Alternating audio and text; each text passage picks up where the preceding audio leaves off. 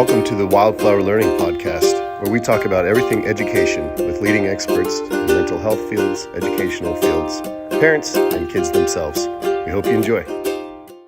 So thanks everybody who's here with us tonight, and thanks everybody for jumping on Zoom and all those who will watch the recording later.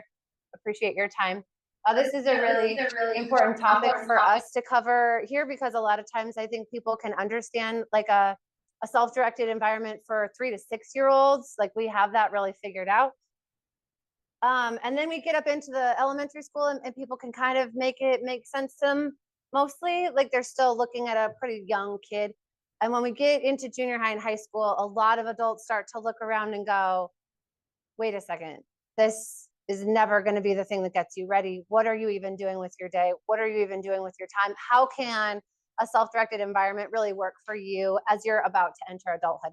And Paul and I are super passionate because we think this is absolutely the best environment that's going to get our kids the most ready for their adult life and all of the steps that are to come afterwards. So I could talk about this for 3 hours probably. I'll try really hard to keep it condensed. That's why I have a slideshow. Keep me on track. So just the first couple of pictures on here, I think are just really great examples already of what I'm talking about. We've got a picture of 2 kids in the art space and then a little who's watching to see what are our big kids doing, which is super powerful for a mixed age school. So our littles are crawling on Garrett and looking at the books he's reading. And we've got a little here in the image in the middle at the top. Just our big kids model the process of learning to our littles all the time. They immediately become leaders and experts in the space just because they're curious about the things that they're curious about. And that's going to be different than the thing that a 5, 6, an 8, a 10-year-old is curious about. So that's a really great example of what that looks like. We've got one over all the way on the side doing some research. This picture I actually remember taking. He was working on character development for a D&D campaign that was up and coming. So tons of creative process, tons of writing, tons of really working out a storyline, a backstory, what it was going to be like to be this character. So really conceptualizing someone else's perspective. Again, we'll go into social emotional, but it's just so multifaceted and layered into what we do all the time. We don't have to break subjects apart. So again, down at the bottom, a great example. This one was recent. It's blurry because of the humidity in the air, not because I was moving. It was cold. And we went to do book club and the coffee shop was full. And I sat at the bench and like was in awe of this group of kids who committed to a thing, ran into a challenge. We're still so committed to this thing that we ordered and sat outside. And it was not because I didn't offer an alternative, because I did. I offered 2 alternatives and this was the thing we were going to do. So we sat outside. Luckily, it's been kind of a warm winter, but I'm still kind of baffled at the fact that a conversation about characters and literacy and writing and an author's perspective drew this much commitment from them. So before we even jump in, like just so many examples of amazing kids doing amazing things in our space. So we call our high school program Pathways, just to, again, allow each kid that individual track, that autonomy. We want them to be motivated. We want them to be engaged with this process. So it's theirs. It belongs to them and they design it. So no matter what the pathway that a learner is going to be taking, all of them do some of the same things. Things will overlap. So meetings include questions on how they're approaching life. We keep a really holistic approach to all of this. And we use our roots to give us structure along with the questions. So I'll get into that as we go along as well. Pathways begin, and then we start routine check-ins with a staff person. We try to line up a student with a staff that's just going to resonate with them. So people like to work with Paul because of the way Paul thinks and works and approaches life. And then we've got the opposite. And I like to do the things that I like to do in the way that I do. I don't work for every kid, and Paul doesn't work for every kid. That's the beauty of this space. There's no rigid, because your name starts with this or because your last name is whatever, like these are the people you get. That's just how it goes. Like that's not what we want here. We want something that's custom fit to every kid. And then even that, like one kid might need more systematic meetings in the beginning, and then there's kind of a gentle release that happens as they get more familiar with this process and they begin to trust themselves more. Those routine check-ins might not be every week anymore. I think Garrett and I are much more on like a monthly, bi-weekly kind of a rhythm and routine, but that's because of the place that Garrett's at. Some of my new ones who have just come on this year, we're still meeting every week, and those check-ins might take an hour and a half.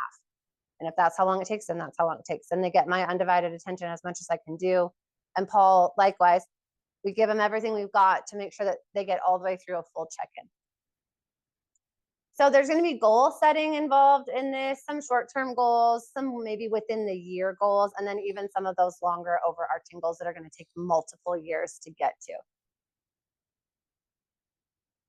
We, again, covering our roots, so civic engagement is a huge component to us. It's the way we run our school. It's the way we get snack out to our kids. It's the way we handle conflict. It's all of those things all the time. So civic engagement is a huge component to our Pathways program, just like it is throughout the rest of our school. Self-development is another thing we really focus on, and this is going to be where you'll start to see some of the academic components maybe start to show up if we were going to look at a line item. So they're still deciding what their unique perspectives are, what their passions are, what they want to chase down, what those things are that they really want to learn how to do and become fluent in. And then we have environmental awareness, which we also keep as a root in our space. So again, 6-year-olds all the way up through, we're looking at that. I'll get a little bit more into each of those roots too, just so we can touch on them one more time. We really encourage internships, so we like to see at least one of those happening. I think some of us will probably have multiples happening.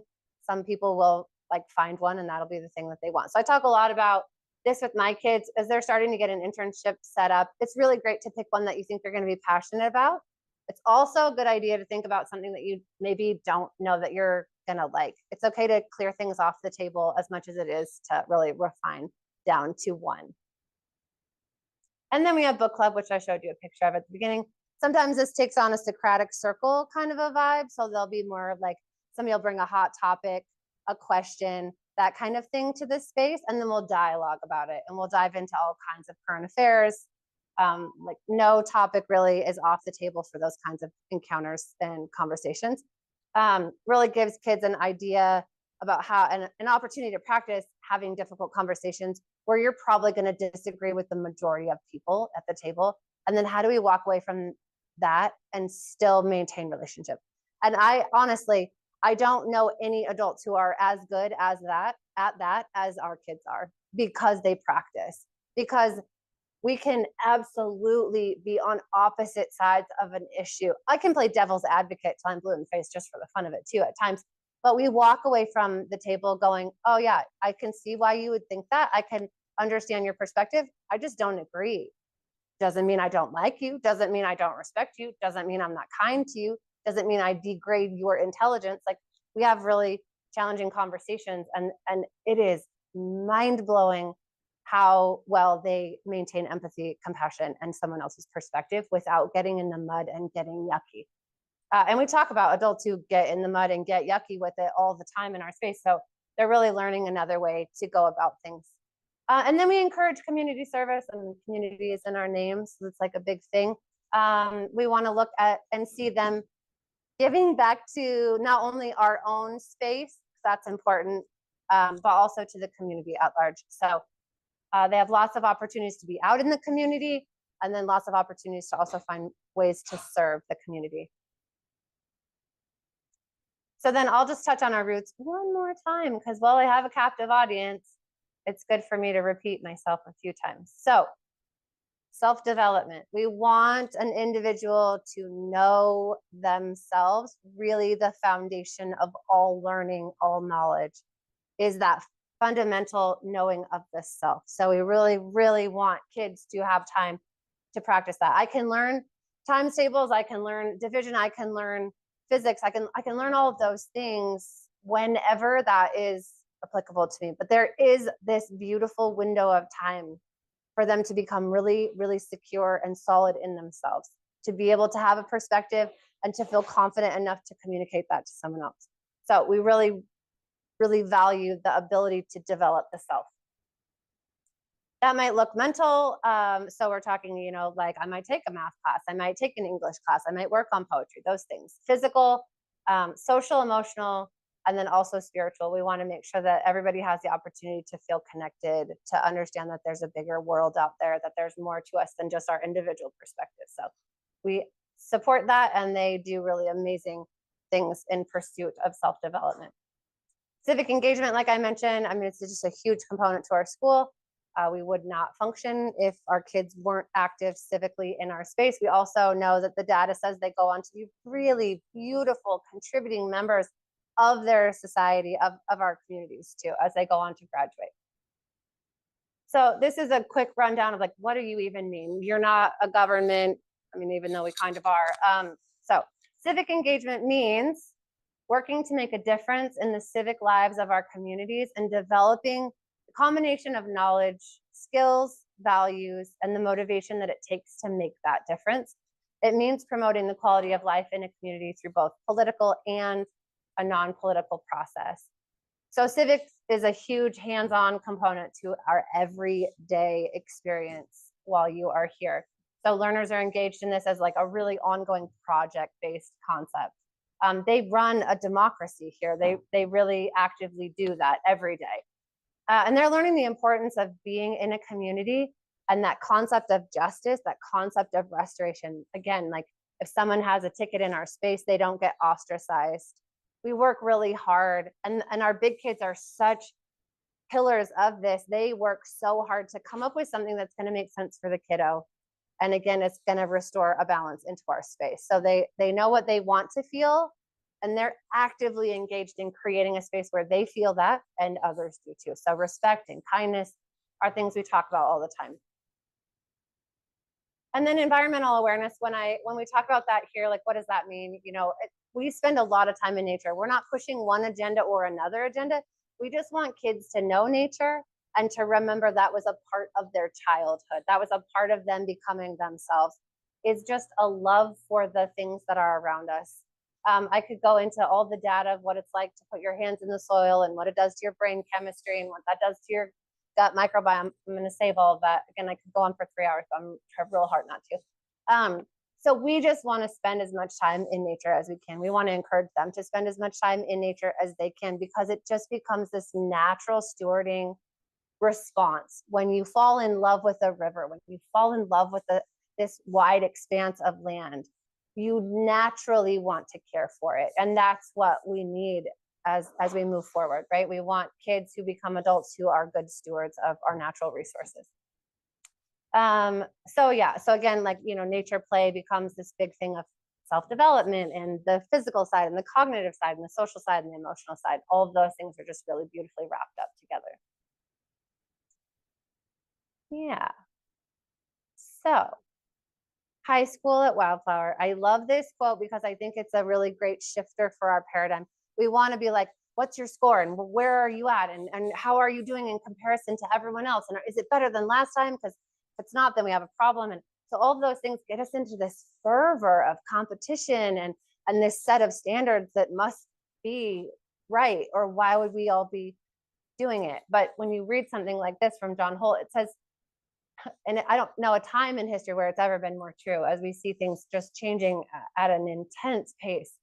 Since we can't know what knowledge will be most needed in the future, it's senseless to try to teach in advance. Instead, we should try to turn out people who love learning so much and who learn so well that they'll be able to learn whatever they need, whenever they need it. And that is the goal of Pathways. So as an arty kind of person, and Paul and I as entrepreneurs at this point in our lives, which is a weird curveball for both of us, I found it super fascinating. So this is one of my favorite stats. 30 to 40% of self-directed graduates become entrepreneurs. That is mind-boggling to me. Also, our national average, I just looked it up. The most recent number I could find is 16%. And that's not side gigs. That's not side hustles. That's not an extra job. That's like, I file my taxes. I own a business. We're looking at 30 to 40% of graduates from a space like ours. And then also 21% of former students are engaged in arts, design, and the creative pursuits, which also is much higher than our national average. I also thought it was interesting because I know parents want to make sure kids are going to graduate and like not live in their basement forever or like never be able to pay their own bills. Did you know? Because I didn't. Only 16% of our national average is an entrepreneur, but 51% of millionaires in our society are entrepreneurs. So I think it's going to turn out okay. And you guys can all like take a deep breath. They're going to be all right. So at WyldFlower, we really want to focus on high school as a lessons in independence. The last thing I want from a 17-year-old is them to come to me for permission to use the bathroom, get a drink of water, or grab something to eat, which is a standard setting is still requiring that of a 17-year-old. But then we're going to turn around and ask that 17-year-old to know what they want to do for the rest of their life because they need to declare a major before they've even graduated. That doesn't make sense to me. I want to have students who know themselves, know their place in society, know their impact on a community, and can make really great decisions. So they need time to practice those things if that's what we want from our adults. So we really want this to be a lesson in real life right now. So our kids are immersed in real life right now. So I'm going to have Ava come up and share a quick experience that she's had recently that really demonstrates, I think, this real life right now kind of a concept. So Ava, come on up. Perfect. Age up. I mildly warned them, but not like super warned them. Oh, okay. All right. Okay. Pathways has helped students set personalized goals for themselves that help push them to get outside of their comfort zone and reach the things that you want.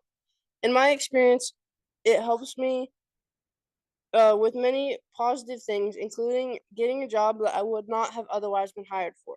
My boss has previously sworn off hiring 14-year-olds because they tend not to be prepared to be able to work and handle themselves in a customer-like setting. Great. I looked away. I proved myself and showed I could do everything my position needed and more. Being supported while still being challenged in my learning environment has helped me start new things with confidence. I'm learning a new language, becoming more comfortable and confident in myself, talking to people. I'm more comfortable learning things about my own interests and so many other things. Pathways is setting me up for the future while also making me enjoy school and being at WyldFlower. Pathways is a great learning program and it helps students explore what they want to do by using real-world experiences and helpful education when you're young and being able to explore what you want to do before being thrown into the adulting world. I also want more teenagers to go to WyldFlower, so please send your kids. Send all the high school students. Yeah, so just a really great example of she started here. There's a travel club that they're organizing. They had a fundraiser that needed to happen. They went to a local restaurant and they worked for their extra little bump. They gave them the proceeds for the certain period of hours. And then the owner of the facility was so impressed by our kids, all of them that were there that day. I got a message on Facebook from him just how amazing they had all done. But then Ava pursued a position because she was like, that was fun. And I liked it. And I think I could get paid for that. So all those things together, plus like I'm pretty sure free donuts come home every now and again. So with that, you know, it's a real lesson in independence right now. But like I'll tattle on her a little tiny bit because she's mine. This is a girl who does not like speaking to strangers, and now she's in customer service because I think there was just a certain point in her life where she realized, oh, I can do these things. Oh, I am actually more confident than I might have previously been. Oh, I am more centered in myself. These are challenges I feel like I can take on. And she gave them to herself and she's doing great. So really great example of real life right now. So then on to what are the pathways? It sounds like there's more than one, and there is. So one thing we want to do if a kid is committed to going into the workforce right after they're done with us, great. What are the skill sets? What are the tools? What are the resources you're going to need to be ready for that? An internship probably is going to be exceptionally important at this point, so you have some work experience. A resume gets built while they're here because they're doing so many different tasks and they're handling so many different responsibilities within our space. Again, back to that civic engagement piece. They're managing spaces, they're managing budgets, they're managing helpers, they're managing other people's schedules and routines, they're organizing, they're cleaning, they're inventory, they're just doing all the things that it takes to run a business, which is why so many of them know how to run a business when they're done here. So we want to make sure they're ready for that. And if that's what they decide to do, they will be ready for it by the time they are done with high school. Some of our kids might want to go on to explore. There might be missions, there might be extended periods of travel, there might be work-related travel that they want to go and do. We've talked about organic farming in other countries and like what that position is and how you can go visit other places, learn, be trained, and pay your own way through that process. So that is definitely an option for students if that's something they're passionate about. And again, we would have them be ready for that by the time they left WyldFlower. And then everybody, I guess every parent's favorite is further education, because this is the question we get all the time, even when kindergartners are coming in for registration appointments. But what about college? Okay, so what about college? So we'll get into that. It's definitely an option. It's definitely a viable pathway. And again, they will be ready for it probably even before they graduate from WyldFlower, if that's what they decide they want to do. So a couple of I'm just going to get into the weeds on this one just a little bit because it's usually what parents are the most concerned about. So what does that look like for WyldFlower for getting ready for college?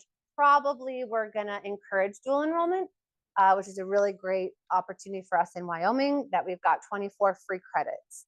And so kids need to be 16 years old. They need to have good standings within their school community. They need to be doing what they're expected to be doing.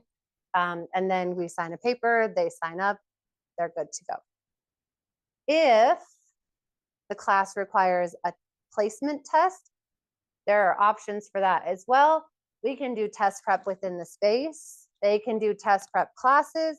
They can take an actual class, like we can get, if it's an algebra class or a geometry class, then we can just go through that. The beautiful thing in a self-directed space, you're not limited to class periods. So what we see is that kids will ingest content in much, much more accelerated rates than if you were to break it down.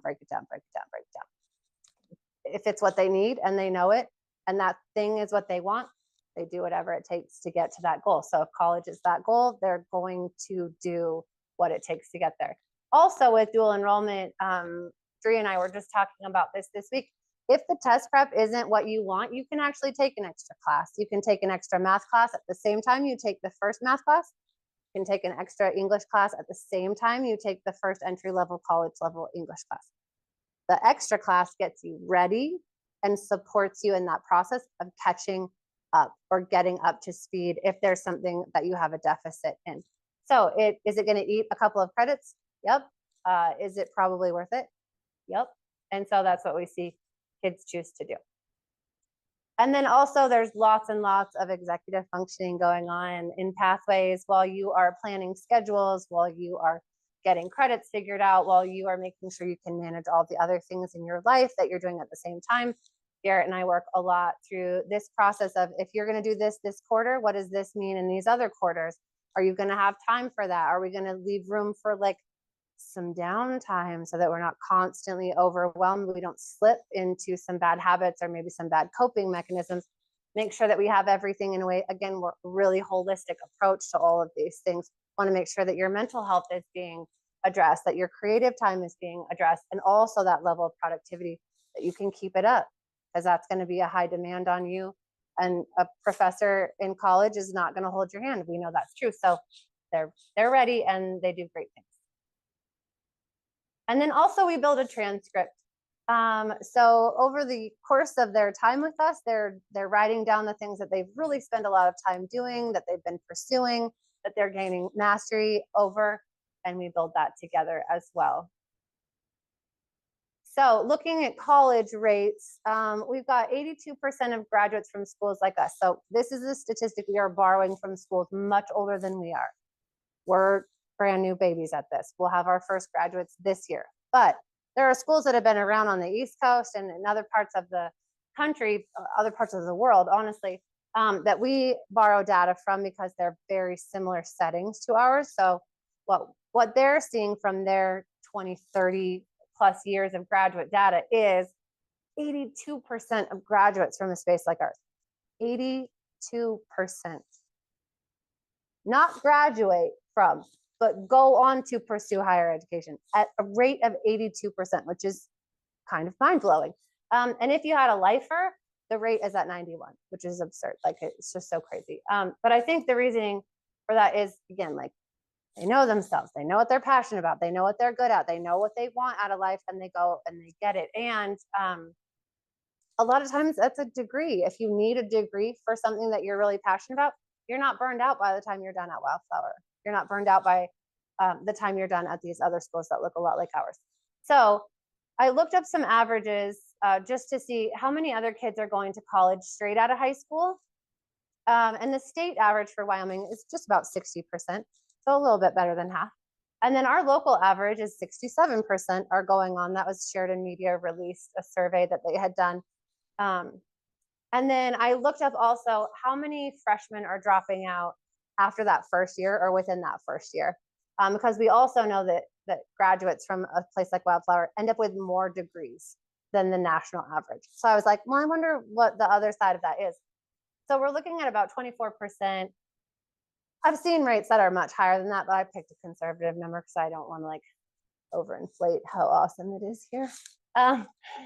But when I did the math on that, we're talking about 57% of kids who are not going on to higher ed.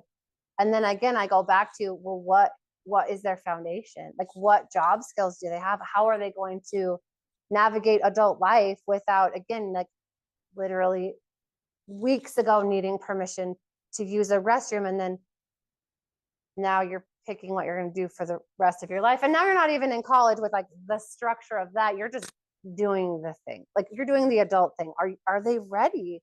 For me, that's a huge concern, and it's also a huge motivator for why we do what we do at WyldFlower. They have to know themselves and be confident. What is the next step for me? If even if one of ours goes, you know what, college isn't the right answer, I thought it was and it isn't, they're going to know what to do to rebound from that without having it be catastrophic. So even if the rates look similar, we would still want them to be ready. But weirdly, the rates don't look the same. So they're doing great things, and I promise college is an option. So let's jump into what does a check-in look like. I'll breeze through this a little bit. This is what mine looks like, because I really like a checklist. So again, you're going to see the roots there: self-development, civic engagement, environmental awareness. We're setting goals, checking in on community service, who's doing what, how much have you gotten. They also do journeys just like everybody else in our space. Sometimes it's just, how's it going? What does Pathways look like for you right now?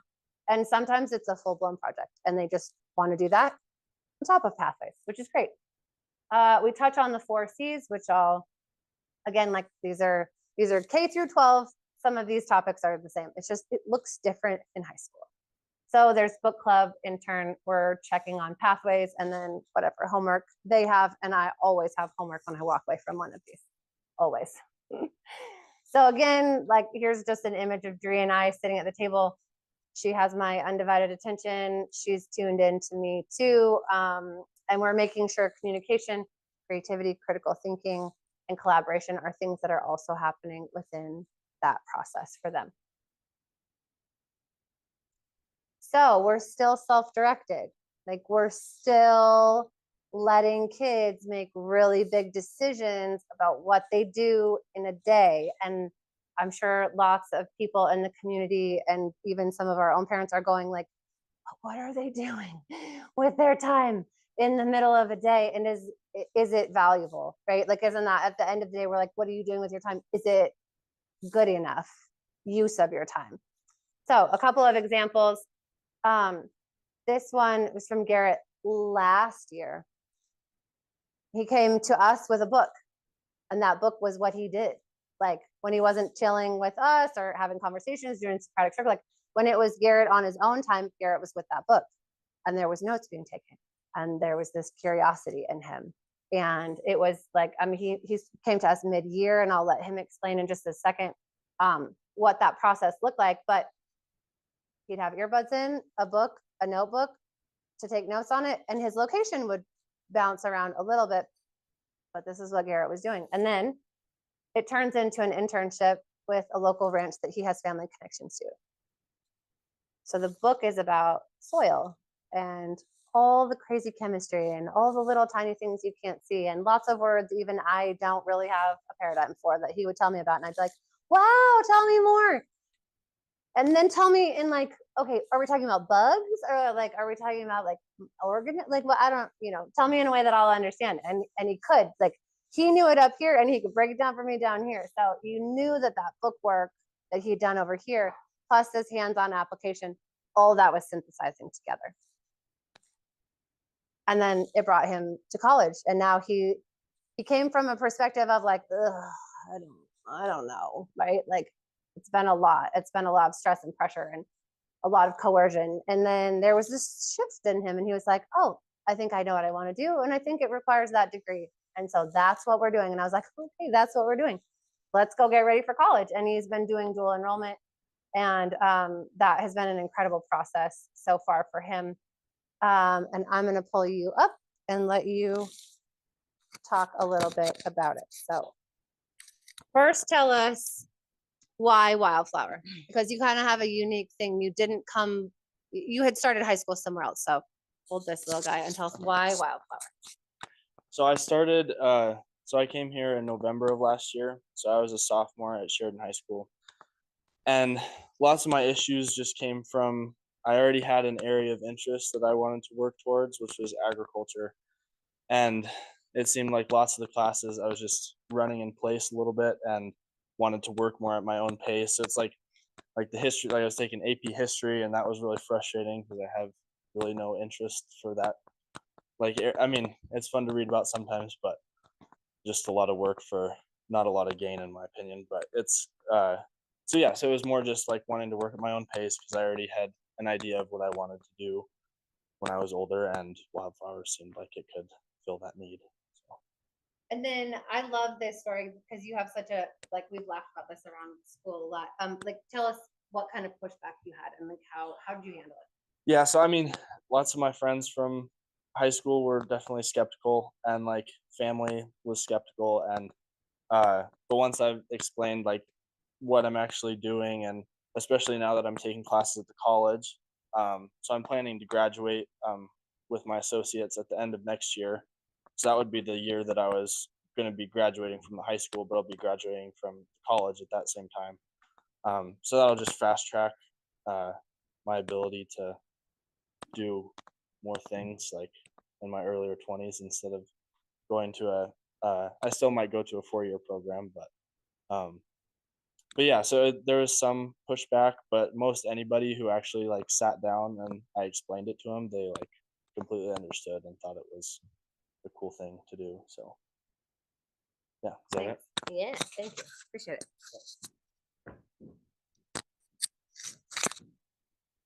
Yeah, so definitely not the easy way out. Definitely, we want to be able to support those people who want to go at their own pace. That pace might be really fast. That pace might be nice, gentle, rolling slow side of the river. Like, we just want that to be okay for everybody to find their own stride, and then to just let them loose, let them go for it.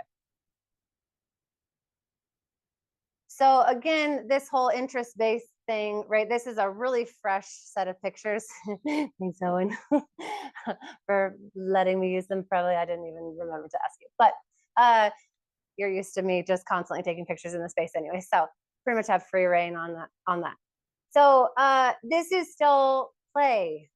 This is what it looks like. They're just bigger humans.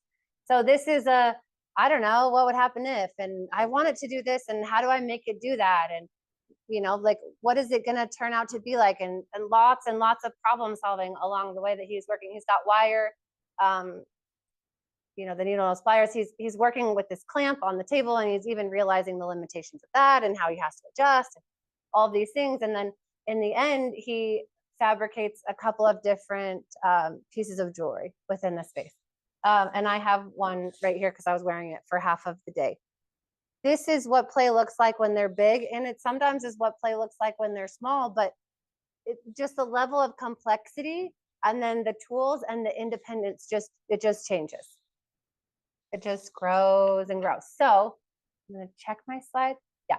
Okay, so Owen, will you pop up and tell us, you have a really unique story too, and you've been with us a couple of years now too, but I would really love if you could talk specifically about what play might have been like for you when you were younger, and then even more recently, and how other people responded to what you chose to do in your play time, and then how that's evolved into something else.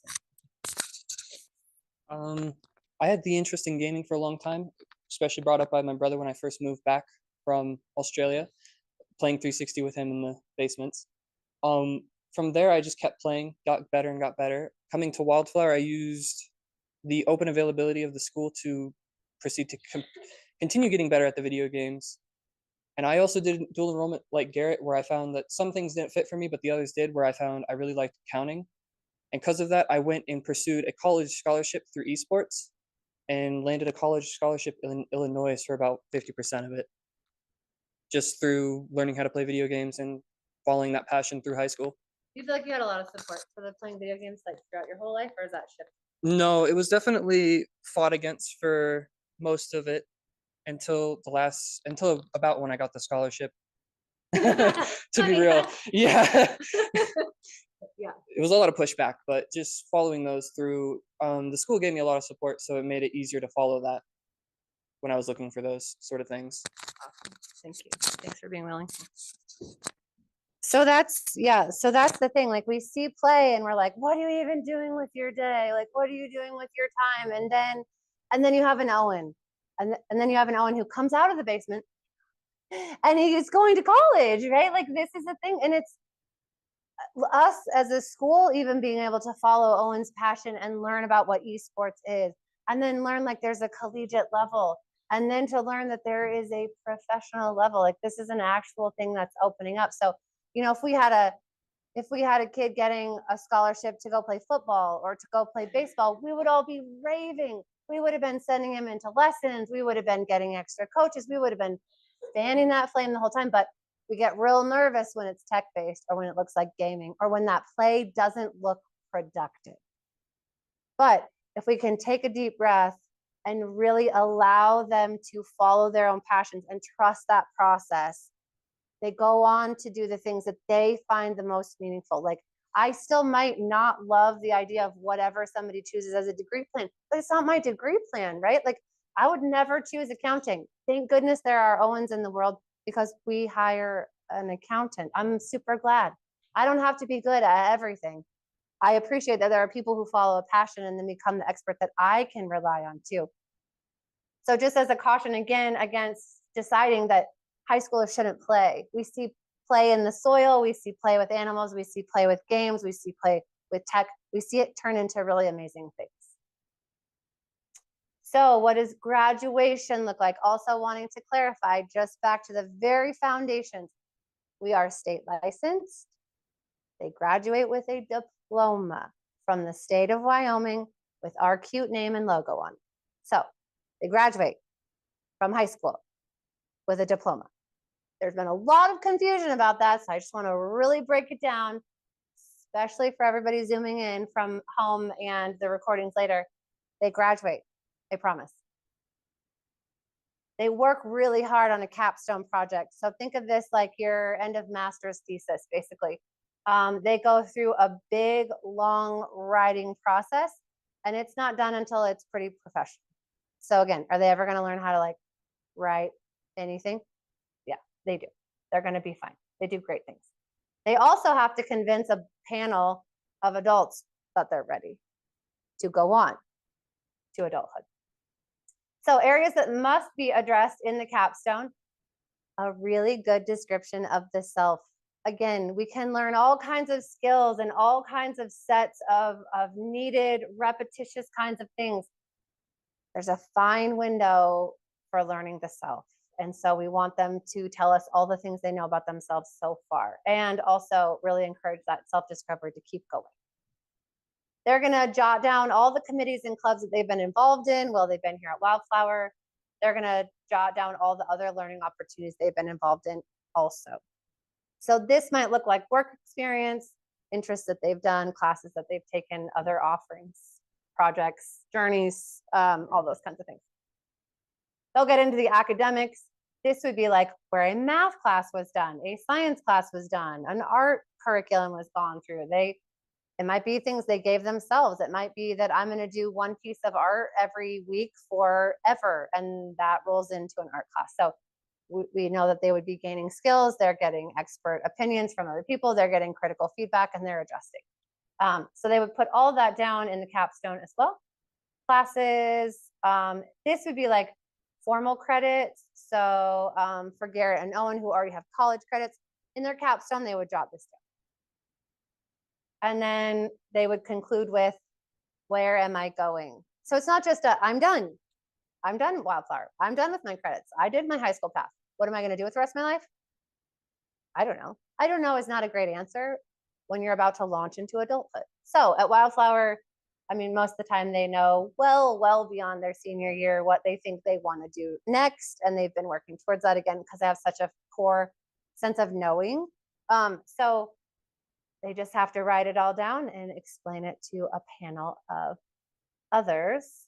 And so then this is what the official transcript was going to look like. It has an explanation of our wild and crazy self-directed philosophy. And then they go through all the things that they've been doing all the years that they've been here. So the ethics and the civics and the leadership, academics, arts, any other interests, all of that gets documented. Physical and health, miscellaneous. Dungeons and Dragons is a real great miscellaneous. I can't even tell you how many crazy like standards you could layer on top of that one interesting little experience that our kids like to do. Travel gets thrown on there. Work experience also gets thrown on there. So this is an example of Garrett's because I stole it from him this week. So he's already started to jot down what he's doing. So it's things that happen within the space. It's also things that happen outside of the space. So our school days are made up of dynamic combinations of group study projects, independent projects, community service. We're at the coffee shop again. This time we were inside, thank goodness.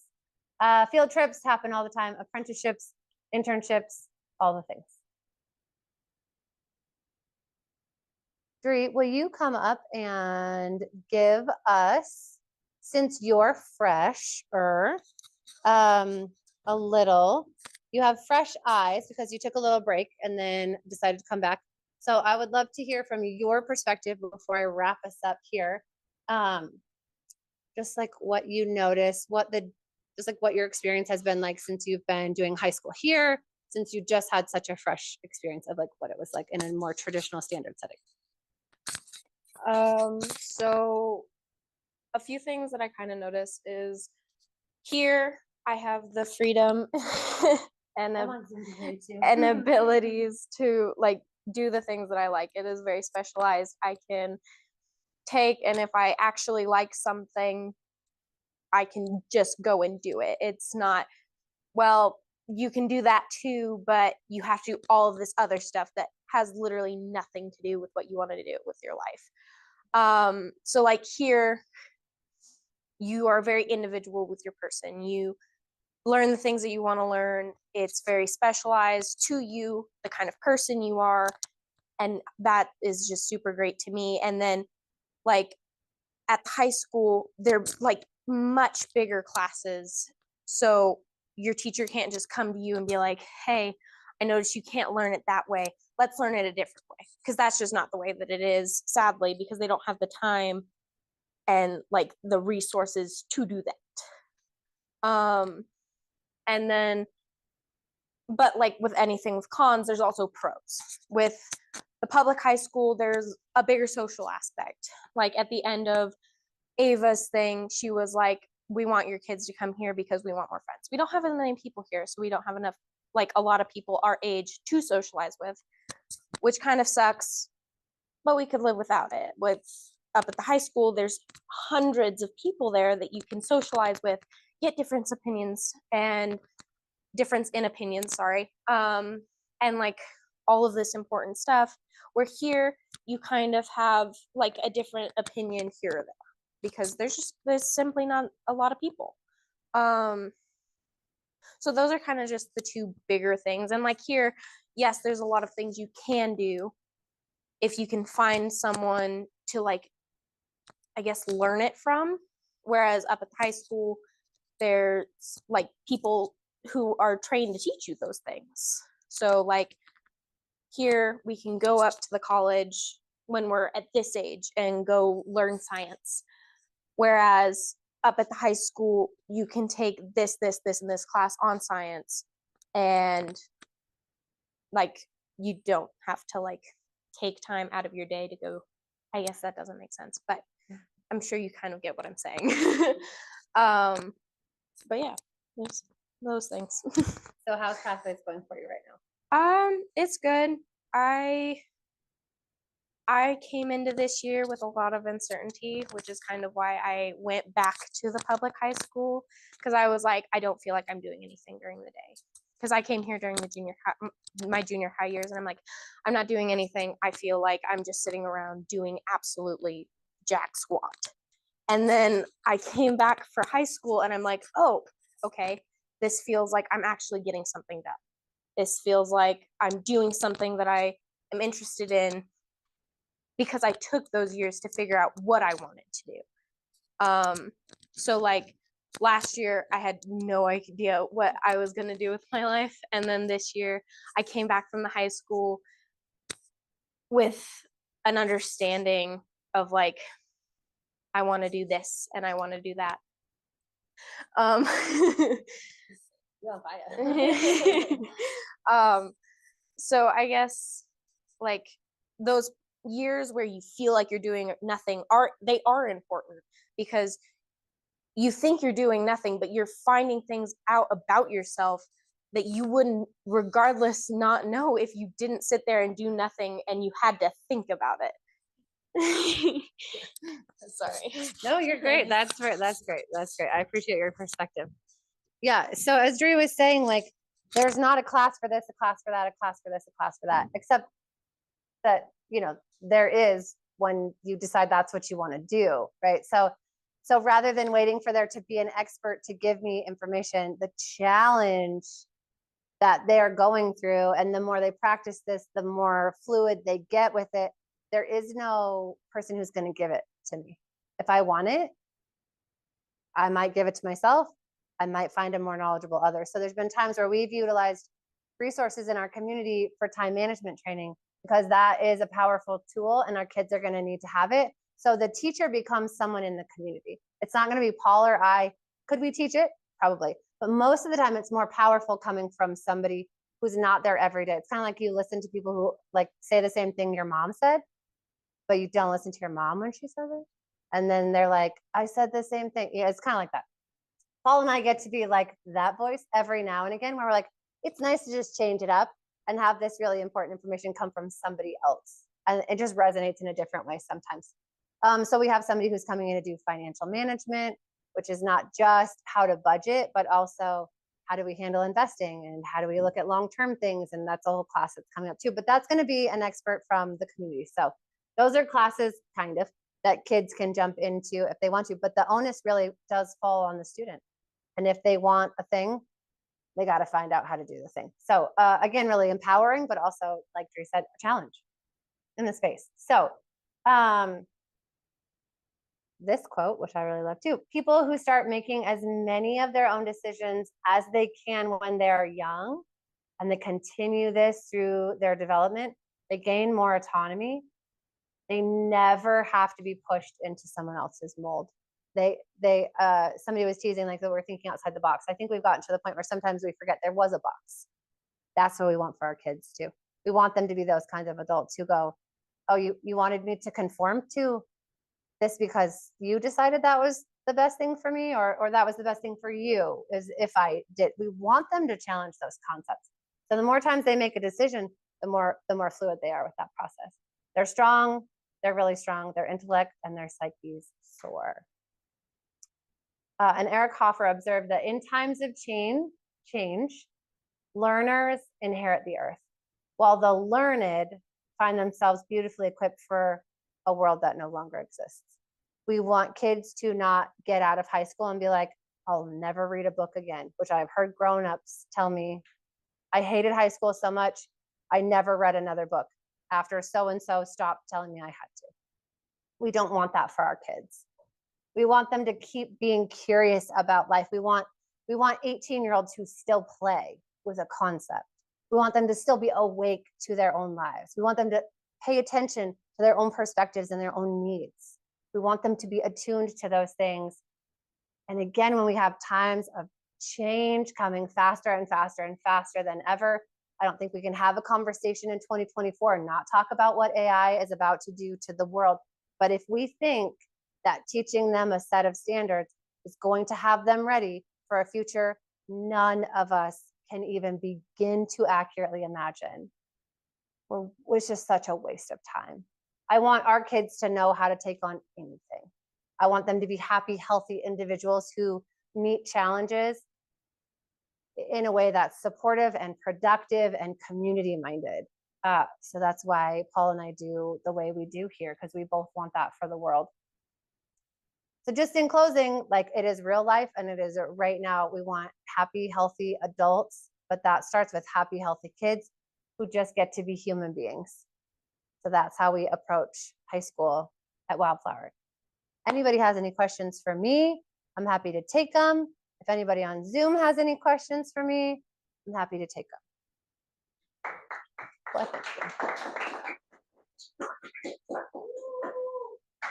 Any questions, comments, or concerns from you guys?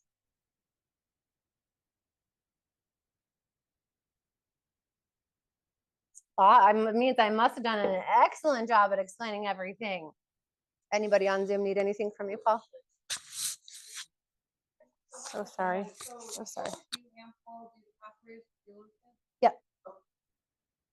Yep, we just, we probably will with future staff as well. It'll just be really not a part-time position. A part-time position won't handle pathways, but as long as they're like lead staff level as we grow and take on more, yeah. But we share the caseload in that, again, just trying to attune to different kids' needs. Yep.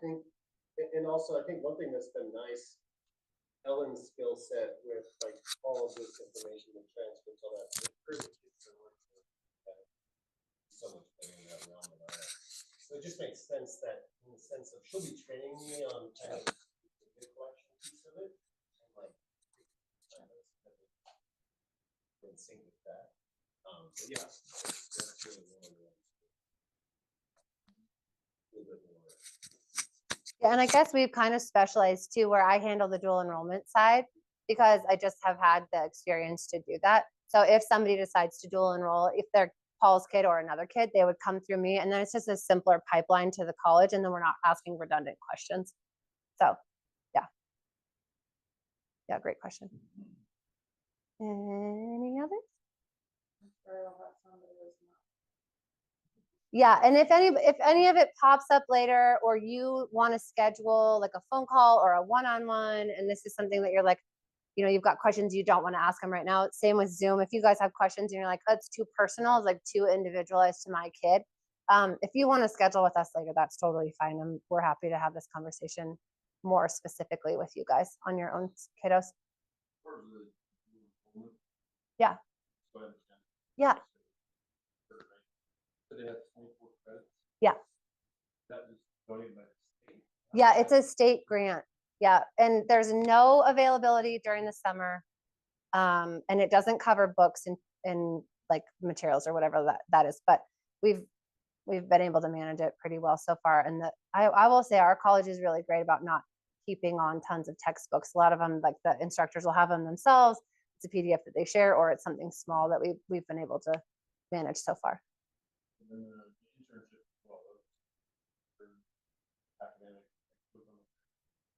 Yeah, and there's a whole process of being approved to be a site where you go to do the internship. Then there's a meeting between myself and whoever the supervisor on site would be.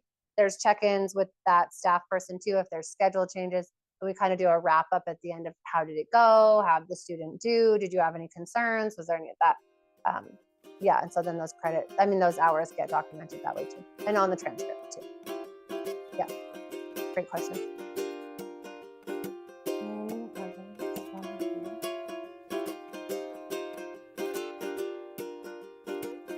So at the end of Pathways, we had some conversations and some really great Q&A happening after we had hit end recording. So we're going to catch you up a little bit on that and just tag this on to the end of our Pathways Parent Information Night. So we'll start with Ava. Ava has a really cool thing going on at WyldFlower right now. So will you tell us about the group you have, Ava, that's just for those older junior high / high schoolers and like what you guys are up to? Yeah, sure. So I am kind of like the leader of this thing called Student Travelers Club. It's what it sounds. A group of students who are, I think, our rule was 12 plus, I think, just so that we could have that like level of, I don't know, like freedom. I guess not that like, it's just that most of our olders are more capable of being responsible with their freedom than the youngers are, and like being responsible over it. But so we had it for 12 plus just so we could have that like level of freedom so that everyone could be able to do everything that we needed them to do. But so yeah, it's a student ran club. We are working with teachers, but again, just for like things that we need to, like we're doing pretty much everything. So we're raising money, or we raised money to go to Santa Barbara, California, to go to an organic farm. But so we raised the money for that, used like just us. We had, again, some teacher help, but like mostly us. We planned a bunch of fundraisers. We got corporate sponsors all by ourselves. So we're like learning a bunch of stuff about that. Like we're learning how to finance for things like that and how to get the money for that. Using like hard work and that kind of thing. We really branched out to the community learning through that to do that. We ended up raising all our money a little bit ago, but yeah, so we're learning like a bunch of things really. There's no way to like list it all. But yeah. Have you So, guys done any trips so far? Do you want to back it up a little bit and explain how this originated? sure. So we kind of started this, I think, last year. Hold on. Year before last. Give me It was one. the year last, I think. I think we're having dog difficulties.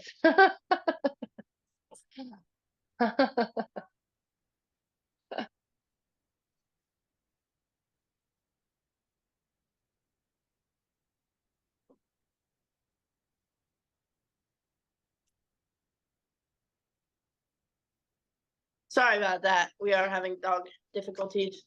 But so we kind of started this last year, and we went on a trip to Denver, but that one was less student led and more parents pitching in. This one is a whole lot more like we're doing the work, we're raising the money. Last time it was mostly just parents pooling together. And that kind of thing. We went to Denver and we did a bunch of stuff there. Like we went to the zoo, and the butterfly pavilion was our main destination there. But we did a bunch of things while we were there. I think we went for like a couple days. But So yeah. did that give you guys like a taste for being able to travel, and that like you guys wanted to end up doing it more and more independently? Is that where this got started? Pretty much, yeah. It was more, yeah, I guess. It was really fun. Like a bunch of kids enjoyed it. Most of the kids, we wanted to do it again, and we tried to do it about a month and a half before I had like really done it. We tried to go to Denver again, but again, that one we didn't know what we were doing at the time. We were still trying to figure it all out, figure out everyone's role in it. So that was a little hard, but we did try and go on that one. just because we had so much fun on the Denver trip. And then we reached out to George, who is the owner of the farm, or works with it. But so yeah, we reached out with him and we were like, it would be a really way funner, or not funner, but like really cool if we could go all the way out to California instead of just dropping down a couple states or a state. But yeah, so that did really give us a taste for the traveling aspect of Yeah. it with like friends and stuff. Do you have any future plans?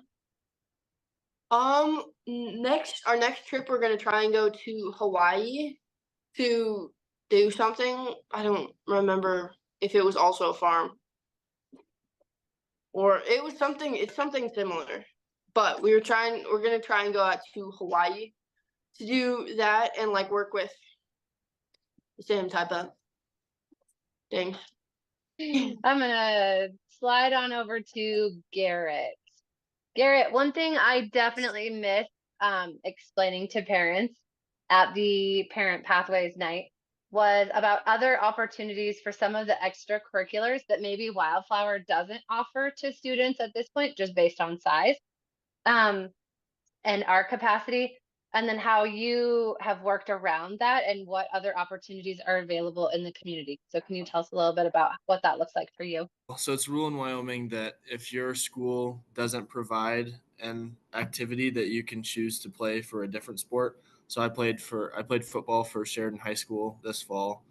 And it worked out. It went smoothly. It was able to schedule, make it to meetings and any practices or anything around the school schedule, but it definitely provided an opportunity to connect with more kids my age and do a sport that I like to do. And I think it also kind of provided more confidence in what I was choosing to do with school because they gave me more practice explaining it to peers my age. Because anytime, my teammates, like the whole like running back group, because I played running back, so a few of the kids asked me just what I did for school, and so I got practice just explaining it, and all of them Yeah, school. So yeah, that's awesome. So is that something that you're going to keep doing? yep, I plan on playing next year as well. I played hockey Awesome. this winter, but I don't think I'm going to do that next winter. But I'm Yeah, gonna but that's definitely play football again. yeah, that's good to remind us that there's other club sports available in our area. So yeah, it's not just because you can't do it as a school sanctioned sport with WyldFlower doesn't mean that it's off the table. Yeah. That's awesome. Thanks for that. Owen, will you explain to us what you worked on as a project for the older kids at our school too, which is called off-campus policy, and tell us why that's important, kind of where it came from, how you got it in the works, where it's going, how it's been. I know you had some help with it that first year, but now Yeah. you're kind of leading it. So The first year, we were more looking to broaden our freedom with the school so that we could go and better our civic engagement for most of the Pathways people, as well as just to get our name out there as a school. In the first year, I had a couple of people help me. We met with a lawyer a few times to iron out mostly the legal side of it for release forms with the parents. Over the years, I mostly took it over and opened up a few more areas with older students being able to go by themselves with the same rule set, as well as we decided to open it up to pathway students being able to leave as long as the parents had a complete form filled out, which I think that's still being worked on. I don't think there's anything else that happened really. why do you think it's important that we had this in place? Why was it so important for you? At least with me, it made it a lot more easy, especially with when we were doing this these people were doing the Travelers Club. They were able to leave and just go down Main, talk to businesses, and try and find stuff like that. And that gave them the freedom to do that without a parent or a teacher being within the vicinity. And it made it so that our students here could have to learn to better themselves in sense of learning how to talk to other people in a business attitude, which I don't know, it seemed like that helped that out. And the pathways has definitely Yeah. made it easier for students like myself and Garrett who had to go out to the college using vehicles where we couldn't really have a teacher with us all the time, and made it very easy there. Yeah. Yeah. I just like I can't even say how incredible I think it is that a group of high school and upper junior high age students are allowed to move about, a community that's, you guys made boundaries for it, right? Like you were really analytical about where is a good idea for you to be during this period of time, school day, and where is too far. And you guys have checks and balances that you put into that yourselves. So, like Owen was saying, moving to having just one person at a time as you show responsibility and you're taking on more and more within your own schedule. If you're off campus for college, if you're off campus for an internship, if you're going to a job, being able to go on your own is important because originally you have to go with a group of 3. So they really did think this process through. They did meet with lawyers to make sure that everything was going to hold up under those adult standards. And they've just done an amazing job engaging with the community, like Owen was saying, in really important ways. Again, this whole concept of practicing real life right now, this is one of those just really beautiful examples of how that looks at WyldFlower. So it's pretty awesome that we have that as an option at our school. So thanks for working on that so many times, so many hours put into it. Dree, this is kind of a follow-up question. So when you and I were talking last Thursday, and it was your turn to come up and share your perspective, you mentioned just some of the differences, some of the benefits of WyldFlower, and then some of the things that you had noticed at the high school that were also really positive things. So having that be the resource teacher that was available to you guys, and then also just the social aspect of having so many more students. So I'm going to lean into that a little bit with this question. I'm curious, after having been there, if you noticed a difference between a lot of people being around you versus you engaging in relationship. Do you feel like you made a ton of friends while you were there? Or that the relationships became really deep really fast, or did you see the opposite of that? So there were some people up there that you could tell just like right off the bat, just talking to them, that they weren't like super genuine. You weren't gonna have like a super heartfelt conversation with them and that stick with them or anything. But then there were other people who were like I have one good friend left from the high school. Um and even now she still puts in the effort to hang out with me, and we go to youth group and all this different stuff that otherwise I just wouldn't be doing. So out of the hundreds of kids you were around, you really hung on to one. Yeah, for the most part, but to be fair, Okay. I'm not exactly a social butterfly. Right. So So I'm just curious if that's a pro of the high school. Like you were saying in conversation with, this is what's good about WyldFlower, this is what's good about the high school. What are your relationships like at WyldFlower then? they're really good. You can't really not be friends with everybody there, just because you're in such close proximity all the time. If you have problems with somebody, you have to talk about it and get it done and over with.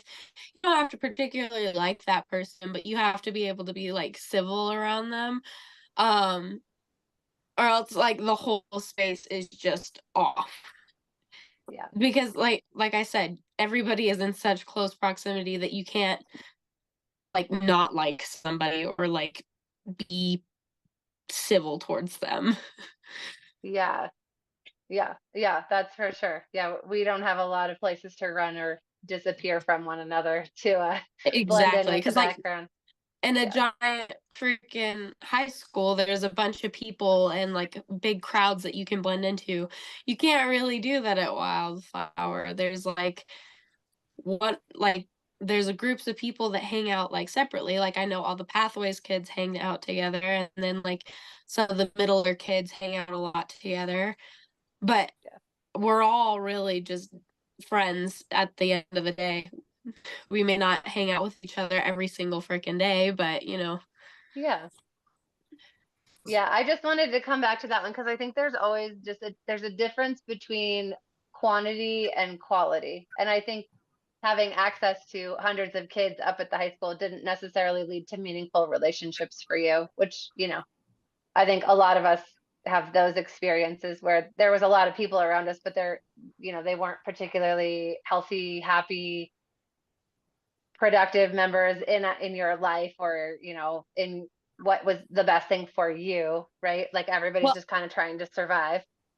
everybody, like especially up at the high school, they're all going through their own crap. They've all got their own tests that they have to worry about and their own grades that they got to worry about. And I mean, it's the same way at WyldFlower, but we kind of have the same thing going on at the same time where like we can work together to solve an issue. Yeah, more time and more space to handle hard conversations and be able to move through them. Yeah. Anybody else have anything that they feel like I didn't get a chance to talk about last Thursday, or any comments or questions that happened after the recording was over that you guys wanted to bring back up? One thing that I had about, it's not like particularly about last time, but it was kind of about a conversation that we had afterwards. It was like related to the thing that Drew just talked about, like relationship wise, but more towards the classes.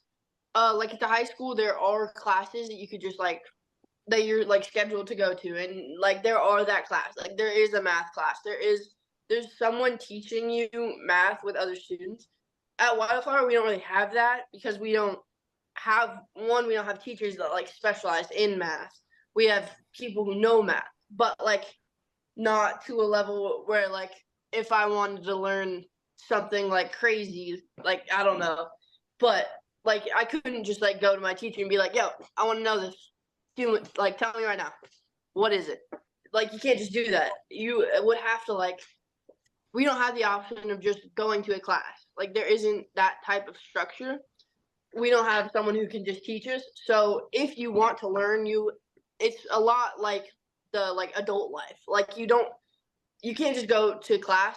You have to like find where to learn it. You have to, if you want to go to a class, you have to find the class, or you have to find the person who's going to teach you, or you have to go learn it yourself. Like you don't have that option. Just go to a class every day. Like you don't have that option. So you have to like build it, I guess. We don't really like, that's Locate something your own that resources. really set us up. What? I said you'll have to locate your own resources. Yeah. You have to like build that yourself, and you have to find it and like all that stuff. How do you feel about that as the way that it is? I will say it is a little difficult to like sometimes find that thing, and sometimes you just can't, and you're just gonna have to learn it yourself, or you're gonna have to read a book about it or like something. I will say it's a little difficult, but I would say it's definitely important to like know, because like you're not going to have that resource when you're adult to just go to math class. You have to either find the math class in a place near you, or go to the library and just learn it, or like something like you have to build that yourself.